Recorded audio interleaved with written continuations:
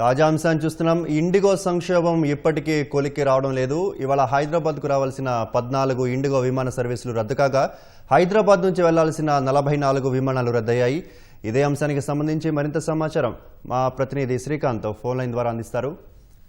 శ్రీకాంత్, చెప్పండి, ఈ ఇండిగో సర్వీసుల రద్దుకు సంబంధించి తాజా సమాచారం ఏంటి?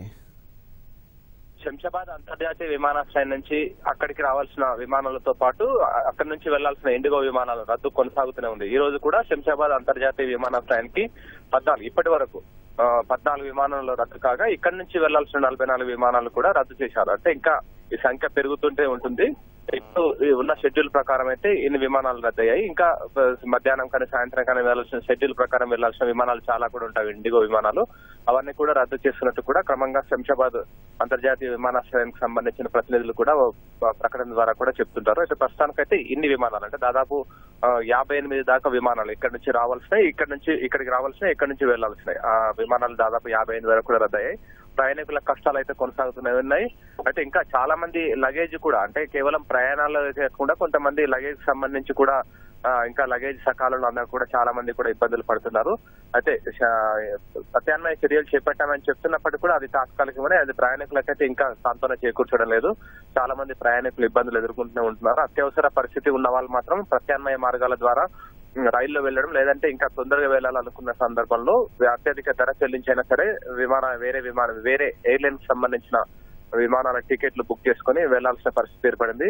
చాలా మంది అంటే ఇప్పటికే పౌర విమానయాన శాఖ కానీ DGCA కానీ విమాన ప్రయాణ టికెట్లకు సంబంధించి ధరలను కంట్రోల్ చేస్తామని చెప్పినప్పటికీ కొన్ని ఎయిర్లైన్స్ మాత్రం యథావిధిగా ఎక్కువ ధరనే టికెట్ వసూలు చేస్తున్నట్టు కూడా ప్రయాణికులంతా కూడా ఆందోళన చెందుతున్నారు. దాదాపు 2 రోజుల క్రితం అయితే ఏకంగా 4 నుంచి 5 రేట్ల వరకు విమాన టికెట్ అధిక ధరకు చెల్లించి టికెట్లు బుక్ చేసుకున్న పరిస్థితి మనకు కనపడింది. అక్కడ ఉదాహరణకు హైదరాబాద్ నుంచి అహ్మదాబాద్ వెళ్ళడానికి సాధారణ రోజులు ఇండిగో నుంచి 7,000 రూపాయలు టికెట్ పెట్టి బుక్ చేసుకుంటే అది ఇండిగో మాత్రం ఎట్టి పరిస్థితుల్లో కూడా టికెట్ అంటే విమాన సౌకర్యం కల్పించలేదు.